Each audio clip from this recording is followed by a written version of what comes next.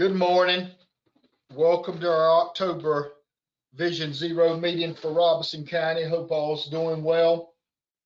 Just a few housekeeping rules before we start. Please mute your mics unless you're speaking. We've got Reverend Bill back with us again today, and we want you to ask questions and participate during her part of the presentation. This is a public meeting and it will be recorded. If you experience problems with your internet, my suggestion is to do like I've done, turn my camera off, because I always have issues with mine. And remember, our videos and other information is found on our website at ncvisionzero.org/Robeson.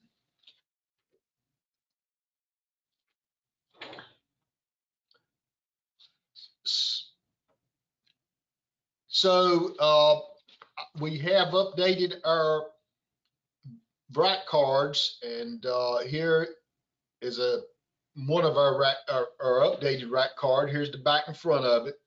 I have those in my office, so I'll get with if you can email me offline just to let me know if you want to get some of the RAC cards, and we'll work with trying to disseminate them and get them out into the community. Just a couple of things before we get into Reverend Bill's part of the presentation. We did award the contract for the widening of I-95 through Lumberton from exit 13 to exit 22. $432 million contract went to Flatiron Constructors, widening 95 to 8 lanes.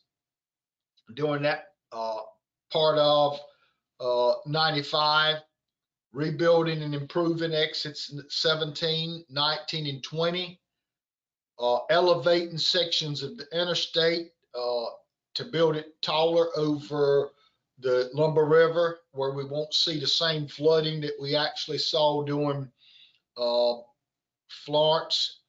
And also just the construction begins next summer. So it's going to be a bit disruptive for a period of time, but in the long run, it's going to certainly be well worth it. Just to highlight our fatalities at a quick glance, you'll see that we had some progress during 18 and 19,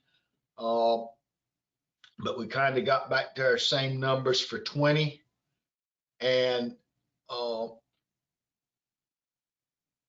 this is kind of disheartening, because as of September the 30th, we were only one traffic death away from our numbers for 2020, and we are 10 more than at that time in 2020 as far as our traffic deaths, and 11 fatal crashes more than 2020. So 2021's just been a horrible year for us as far as traffic deaths. Just looking at the data, you'll see a comparison for unbelted deaths and unbelted serious injuries, and again, we're trending higher in both categories over 2020. And the percentage killed speeding is dramatically different than last year. And what's a little surprising is actually the percentage killed not belting is actually a little down from last year.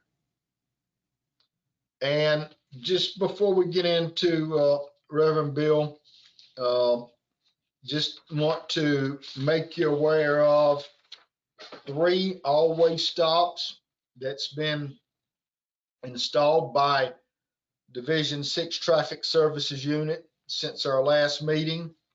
Most recent one is at Mount Olive Church Road in Saddle Tree Road. There's also one that's been installed at Reagan Church Road and Ivy Road, and one at Whistling Rufus Road and Philadelphus Road. So those three have been installed since our last meeting, and just want to say thank you to our traffic services unit for continuing with our always stops. And I firmly believe that these make a difference. So again, thank you. And everybody remembers our last meeting in August where Reverend Bill was our presenter, and Reverend Bill is going to be presenting for the most part today. So without further ado, I'll turn it over to Reverend Bill. Okay, thank you, Grady. I appreciate that a whole lot. I'm Ray Beal, and I'm over at the Gathering Church in Durham, full-time associate pastor there, and look after our outreach efforts for clergy engagement for the pilot project of Vision Zero in Robeson County, which is what brings us all together today, caring about the safety and well-being of one another, and understanding that as an expression of faith, that the good Lord cares about our bodies and how we look after ourselves and one another in our community. And that's why we decided to all get together this morning to look at that. If there are folks who are on from the clergy community, and this might be a little bit difficult to do, it's always harder to do electronically. When we're in person, we can just go around the room and see all the faces. But would you just sort of give yourself a shout out and say who you are and just your name and what organization or church that you're with? And if we talk over one another, we'll just keep doing it until we get it all right.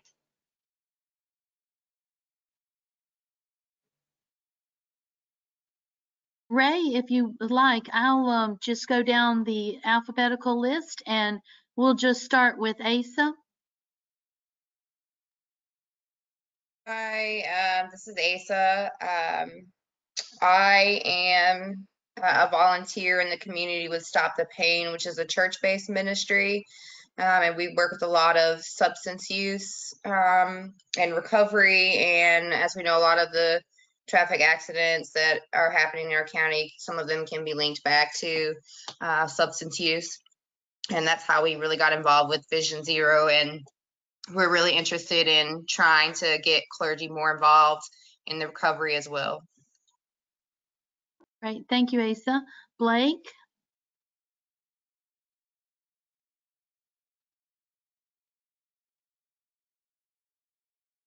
Hey, Blake King with NCDOT in Raleigh and Communications.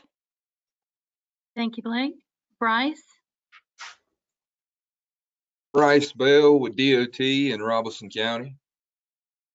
Thank you. Chuck? Chuck Miller, Division 6 in Fayetteville. Great. Drew? Drew Cox, Division 6 in Fayetteville. Great. Katie? Good morning, Katie Ann Miller Ford with NCDOT, Governor's Highway Safety Program. Mark?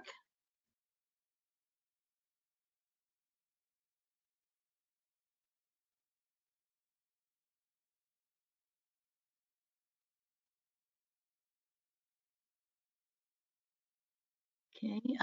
Philip?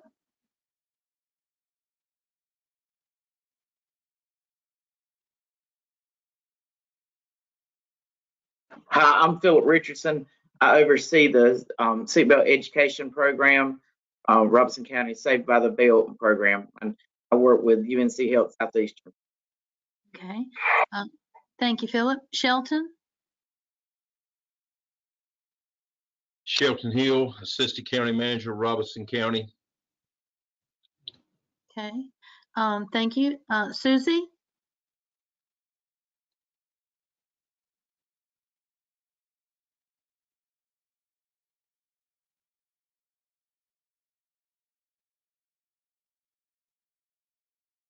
Okay, we'll go back. It's DeMarc. Is he unmuted?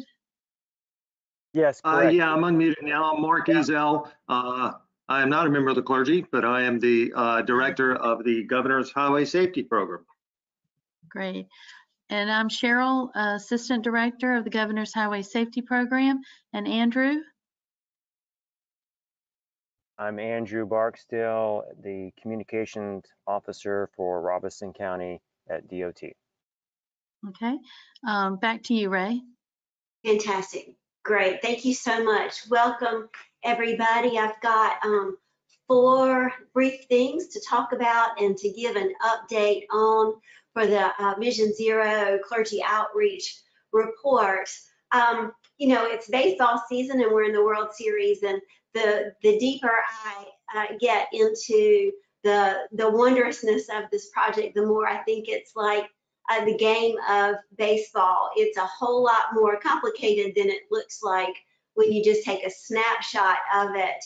But the thing that I love so much about baseball is a little bit like matters of faith. When we serve a generous God, errors are a part of the whole endeavor.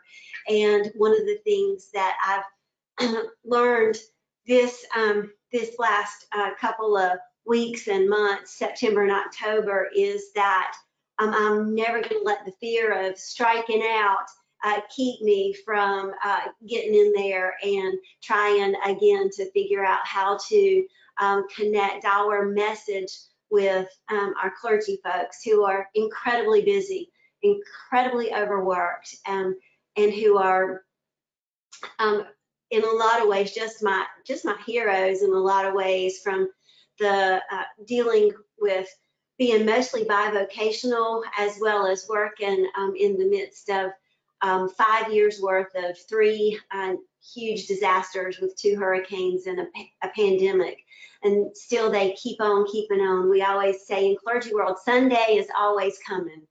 And that sermon is always going to be sitting there at your desk waiting for you to be prepared in the midst of everything else that's going on.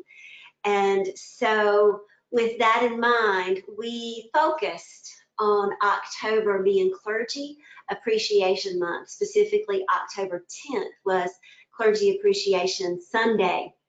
And we decided to write as many handwritten notes to as many ministers in Robeson County as I could find addresses for.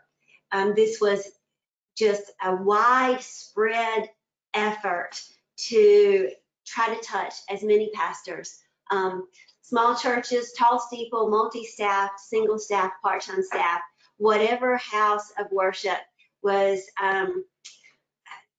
available. I wrote a note, and with Cheryl's help, we got these really just fantastic postcards. They really just say North Carolina Vision Zero, Robeson County on it. And then on the back, I wrote a note that basically it just says, Robeson says, October is Clergy Appreciation Month. Thank you for faithfully leading and serving your church and community. Robeson County is a better and safer place to live because of all that you do. With appreciation, Vision Zero Task Force, Governor's Highway Safety Program, North Carolina. And then inside of that note, I wrote a personal note to each clergy by name, and just said personally that North Carolina Vision Zero imagines a day with 0 traffic deaths in Robeson County. We're working to create a culture of safe, undistracted driving practices. As a pastor, you are often the first person that a family calls when tragedy happens. You care for the brokenhearted and represent God's presence in all manner of need. Thank you. May God bless you as you care for others. May the Lord keep you in your coming and your going, both now and forever. And clergy will recognize that as a very specific blessing from the Bible. And then it says from me, outreach, clergy outreach, North Carolina Division 0, Robeson County. And then I added my cell number as well, because one of the things that I'm experiencing in all of this is the phone is a great friend as we're trying to connect with folks. There's nothing better than an in-person visit. An in-person visit gives tenfold return on joy and connectedness with clergy people. The second best is a really nice, not time restricted conversation of connecting with clergy folks. And then a thank you note that has a personal word.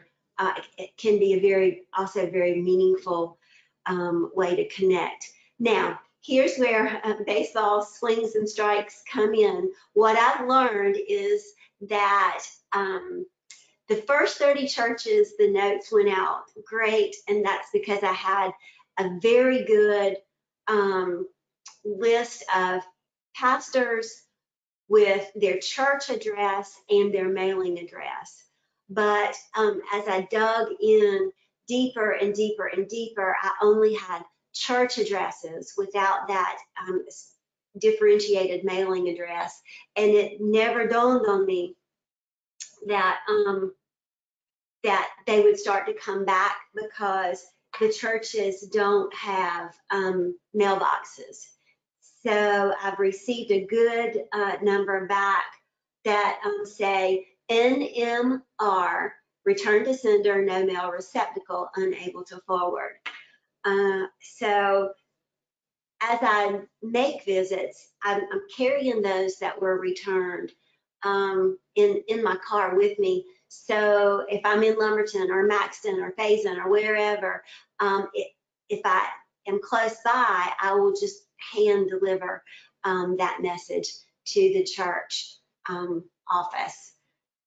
That just seems like a really great way to make a connection. I'm tickled with as many cards that have been delivered, and feel like with Thanksgiving coming up, that this project is not over. There's just another way to swing at it, I do believe. And I'll just continue to write, because Thanksgiving has traditionally been that time where we reach out and remember the people that we love and that we appreciate, and say, hey, you're important and what you do matters. So Clergy Appreciation Month rolling into Thanksgiving gives me a little bit more time to continue to work on this project. With that in mind, in baseball, there's equipment. And one of the most basic pieces of equipment for churches is a website. And another thing that I've learned is that some of these churches don't have up-to-date or don't have a web presence. And the way that I've tried to work around that is to just look in the Robesonian online newspaper to find out what local churches are doing. And that's been kind of a sleuthing tool for me, getting clues from the newspaper based on, who's reaching out in their community, who's serving in their community. And that led me to a great visit. And so now I'd like to sort of move into the visits. Robeson County Church and Community Center you all probably know them and know all that they're about, but I found out about them by reading newspaper articles.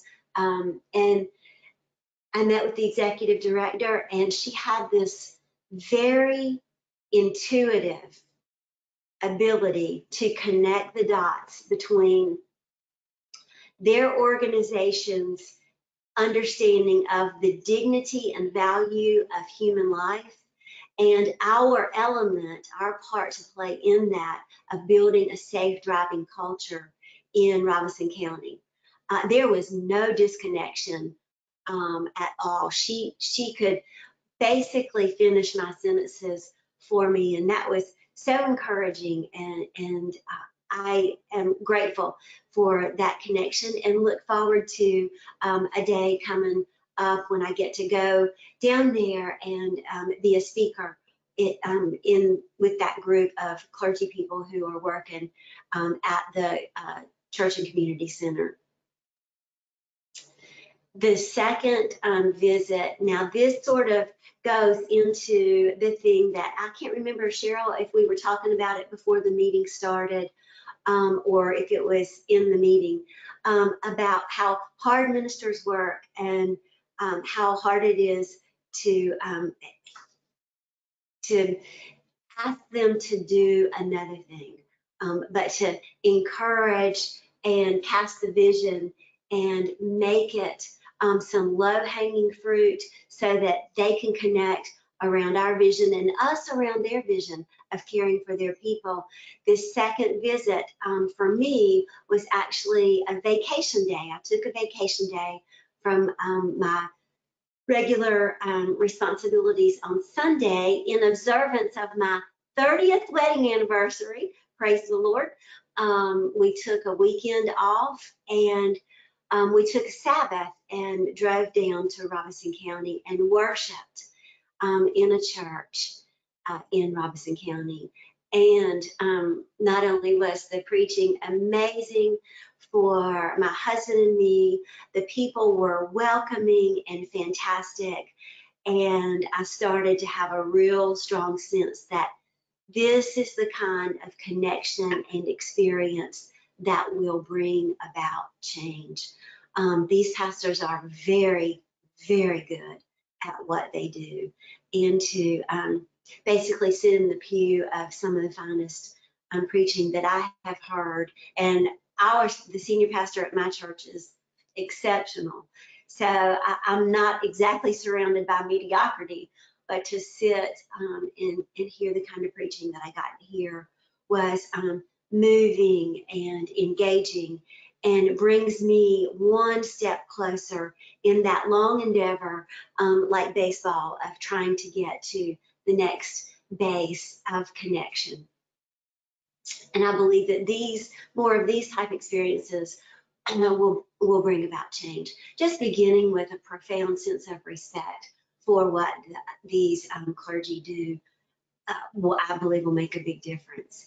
And then today I'll have a visit, and I'm so looking forward to it. I'm going to connect with a group of pastors down in Lumberton from different denominations. They come together and they meet monthly to live out the gospel messages of I was hungry and you fed me, I was in prison and you visited me, and also the New Testament message that as members of one body, we belong to one another, so our actions have an impact on one another. Distracted driving is one of the easiest ways to see how impactful our decisions are as one body of believers, but different members of that body. So today I look forward to meeting this group of people and connecting with them around how they are expressing their understanding of the gospel message with caring for people and driving safely, just like any other basic need for food, safety, and shelter. And I'm thrilled about that. And then the fourth thing I wanted to talk about, and I'm so happy to hear that Blake King is on the call today. This week, I just want to pause and share that on Monday, the 25th of October in 1981, before there were seatbelt laws, Philip, and probably even before your time, my aunt was driving home from choir practice one evening and was killed by a drunk driver. And we don't know how that outcome would have been if she had had her seatbelt on or not. Just the fact is, I don't know of anybody who wore a seatbelt before it was a law. In fact, we were watching Murder, She Wrote the other night, and Jessica Fletcher didn't even have on her seatbelt. So with that in mind, Blake has offered me a word of wisdom that just meant a whole lot when reading through the most recent crash reports that Grady alluded to in Robeson County. He said that he has learned, Blake did, not to let the fatalities paralyze him, because if he did, he wouldn't be of any use to the goal and the project. And there's a lot of wisdom in that. Sometimes clergy people forget that the answer is not to just do something, but to sit there. You often hear, don't just sit there, do something. But clergy need sometimes to not just do something, but to sit there. And in our sitting, we need to pray. And so those fatal slip reports are actually reports, each one to be prayed over. And with that thought, I just want to say, reading through the very basics of how a life was lost will change, I believe, pastors who have spent their hours preaching the funerals and at those very intersections or on those very roadways where those lives were lost. And so I think that's one more tool that I got in my toolbox this month, which is basically a part of a prayer kit to remember that these are individual lives. 41-year-old person full of life, not even halfway done. It's nothing to live into your 90s these days. And I just want to sort of end with saying that this is a game of patience. This is a strategy that will involve striking out sometimes, but God sees the effort and will bless and bring around every intention, every note that was returned to sender. Still, some postal carrier looked at that and read it. Prayer was made over every bit of this. So there's some sitting there and there's a lot of doing. The fun is in the doing and the discomfort with my impatience around not being as far along as I want to be. I've talked with Mark and Cheryl about that. That's the spiritual discipline that I'm working on. I want to meet more people. I want to make more visits. I want to do more. But there are 24 hours in a day, and I'm in it. I'm in it, and every piece that I get, every piece of mail that didn't come back is a success. And we'll just keep building on those successes. And that's going to be two-pronged. That's going to still be that broad outreach, but it's also going to be focused with folks who are already engaged in the community, like Dr. Revels, Asa Revels, who's with us today on the call. These are folks who are already down that pipeline, who already know a good bit of where the engagement comes from. And I want to, just pick her and others' brains as well for how we can continue to make those connections. Thank you, Ray. What I'd like to do, and Ray and I have talked about this in great length, and even acknowledging the fact that there are frustrations in the process of it taking time, but I think as we have concluded with all the parties that this process is going to be a slow process in that, we have many players here that have so many things on their plate. And so as Ray is connecting and making those connections, we talked about how the task force could be a part of that connection, and how just throwing out some thoughts, ideas. And we were talking with Asa earlier about her project that she's doing. And we asked Asa if she would take a few minutes and talk a little bit about what she's doing in her project and how that might help envelop what we're doing here. Asa? Hi, thank you for the opportunity to speak.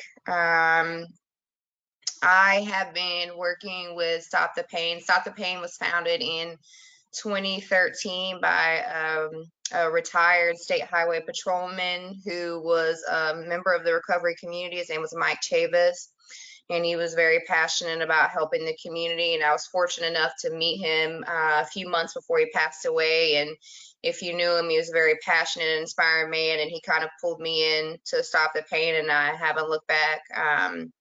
We have a board member of about 5 people, and we've done various projects in the community.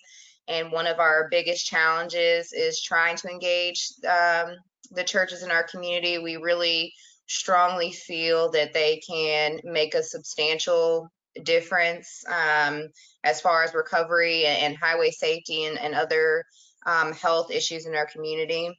But we haven't really found or figured out what the secret is to getting these individuals engaged. We've seen them, a lot of the leadership attend meetings, but there's been not a lot of follow-up. And I know a lot of that comes from individuals being busy, but within the recovery community, there's a lot of stigma. There's a lot of fear. A lot of the clergy just don't know what they can do or how they can contribute. So one of the things that we did try to do with Stop the Pain is have a pastoral training, and that was over a 2-week period. And we didn't get the engagement that we wanted, but we did have a few individuals attend. And another project that we have is recovery ambassadors. And so we're training individuals in the community who are interested in helping with recovery, whether it's just serving as a point of contact or doing some community engagement. And I think getting some clergy trained in that would be an excellent idea. If anyone knows any individuals that would like to participate in that, we have funding to support whatever they want to do, as long as it's related to recovery. And we can definitely tie the Vision Zero project into that somehow, because it's all interrelated. And I also sit on the Robeson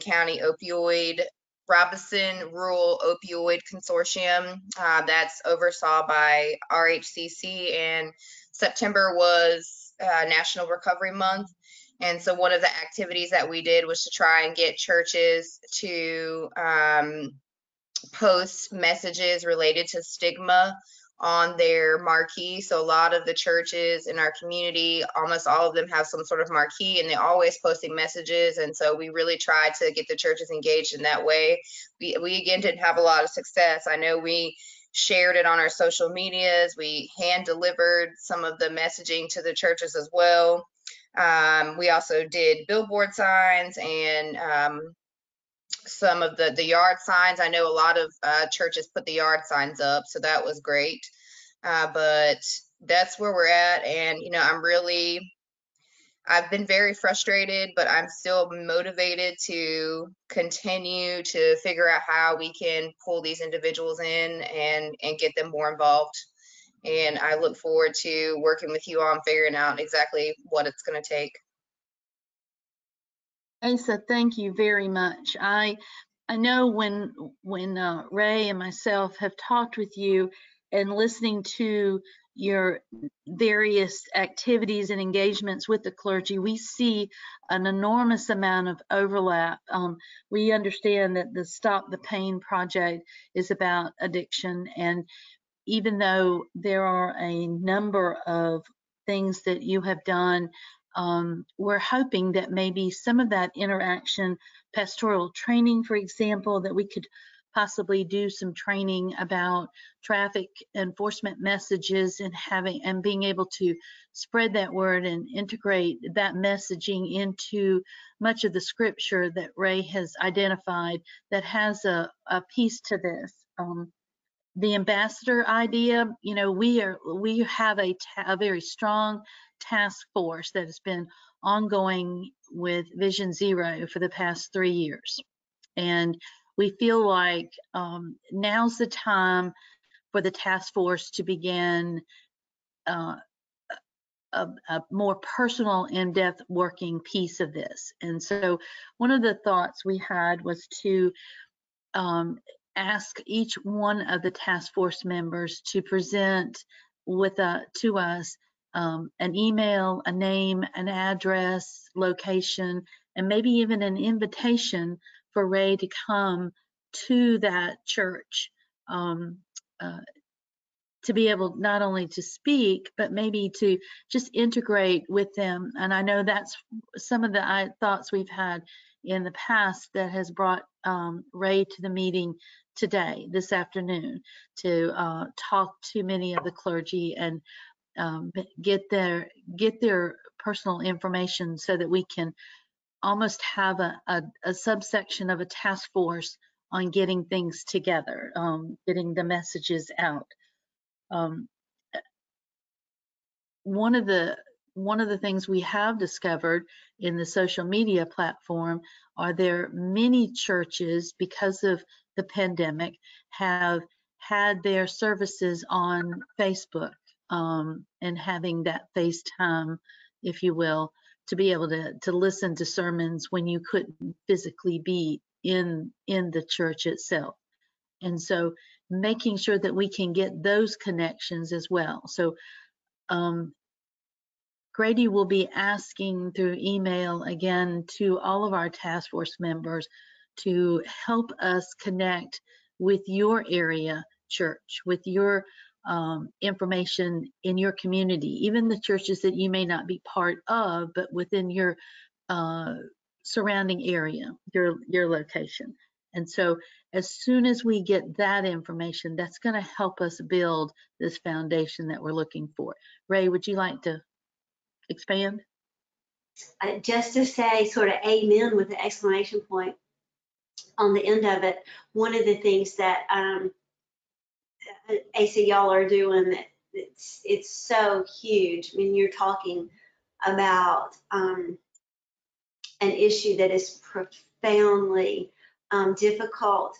So many pastors feel, how to say this, unqualified to approach, don't know the basics to sort of do a spot on assessment with their own clergy member community, their own congregations, where they can sort of suspect that maybe these behaviors are substance abuse related, and then can make that referral.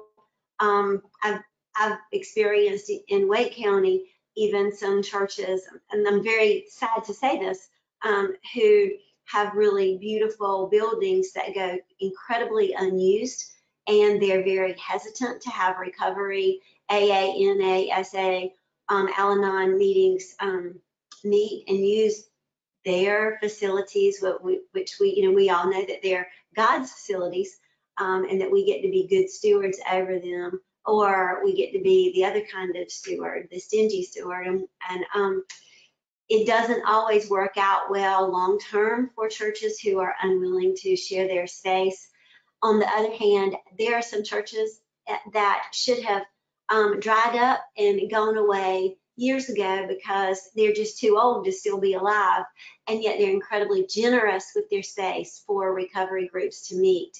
And somehow or another, God has made a way for these old churches who should have probably dissolved their charter 20 years ago, and yet they remain, and they're vital in the community.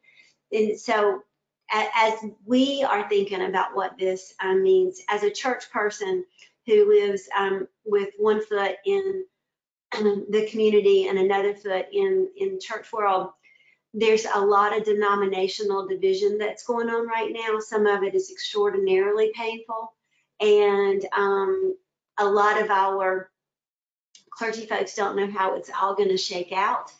And one of the things that we do know is that distracted driving and substance abuse are equal opportunity predators. They don't care who you are, how you vote, or what kind of denominational background you do or don't belong to. They're just harbingers of death for everybody. And we have an opportunity, those of us who are just outside of the church, who have roles like Asa and like I have with Vision Zero, we have an opportunity to help pastors understand that the inward focused church is in the midst of a massive pruning. It's time for the great reveal of the church's role to go out. The church is dispersed. We are going to be a tabernacling people, meaning we go out and carry the goodness of our faith with us through the actions that we do. Yes, please come to worship at our church, but to remain inward focused will be to continue to dwindle and not thrive. And so as we emerge from COVID, this third Robeson County disaster in 5 years, we need to be really looking at, and I feel like I've got like 6 eyes. I need to try to be looking with 6 different lenses on. I'm trying also to figure out what churches are already there, who are already understanding that it's get outside of ourselves or die. Because those are going to be the churches that are going to be the most interested. And those are going to be the names of clergy leaders that we're going to be most likely to be able to have, coffee with, or sit down and have some tea and say, let's talk about revitalization and the role that something as simple as dignifying human life enough to say, buckle up, or get trained in spotting some signs of addiction. Those are going to be the pastors who are open to not dying and to moving out, which is where the church is being called and drawn right now. That is the great movement right now in this millennia. That's going to be where our success is.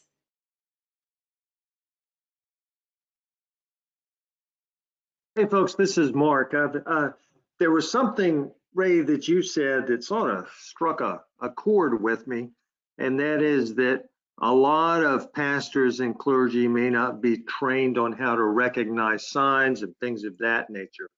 And then you also mentioned that there are probably some that are well trained, that know this pretty well. I'm wondering if there's a way to, first of all, get a sense of in Robeson County which clergy there have really got a good sense of this, and whether or not they'd be willing to host some trainings around spotting those signs for other clergy.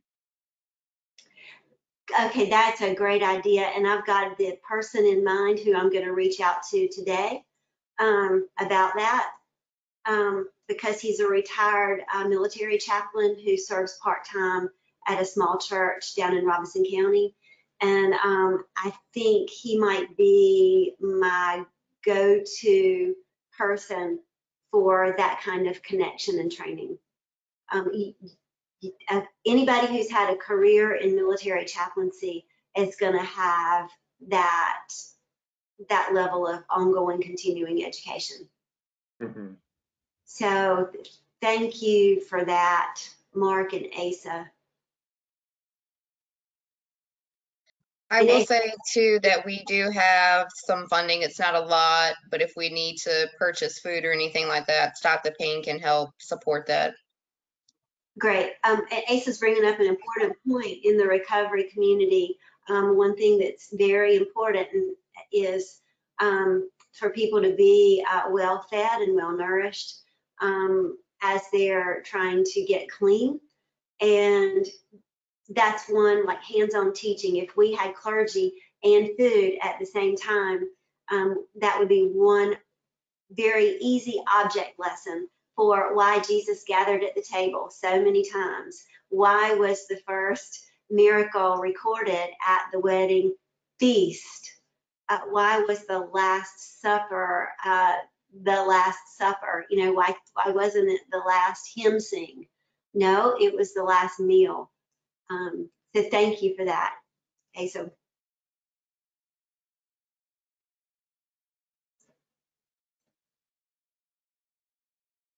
my next go-to is going to be to connect with this retired chaplain and see about the possibility of getting some training. One of the things that's so interesting is it's so much easier to get somebody to value their life by buckling their seatbelt than it is one small habit in the research, in the social psychology and the neuropsychology of habits. One small habit like buckling your seatbelt can actually lead to another life-preserving habit.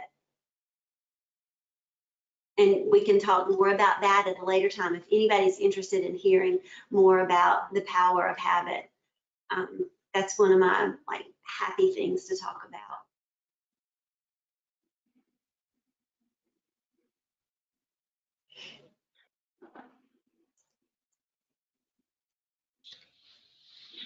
Thanks, Ray. Thanks, Asa, for the participation. Unless someone has something else, just looking forward to 2022, we've got our meeting scheduled for January the 27th, March the 24th, May the 26th, August the 25th, and October the 27th. And I'll send those dates out to the list just so you can go ahead and put them on your calendar. And hopefully by the January 27th, 2022 date, we'll be all back in person because, you know, these meetings are a little more difficult online, in my opinion. And it's always nice to see faces and see folks in person. So look forward to that. The holidays are upon us. Thanksgiving, Christmas. Wish everybody happy holidays and look forward to seeing you next year. Grady, this is Cheryl. If I might ask everyone to, just as a work assignment, when you go back to your office and to your computer, if you'll just drop myself and Grady an email and Ray about who your clergy might be in a surrounding area, email, address, telephone number, if possible, the name. And if you're familiar with any website that the church might have, would be extremely helpful so we can compile our database and expand it from what we have right now.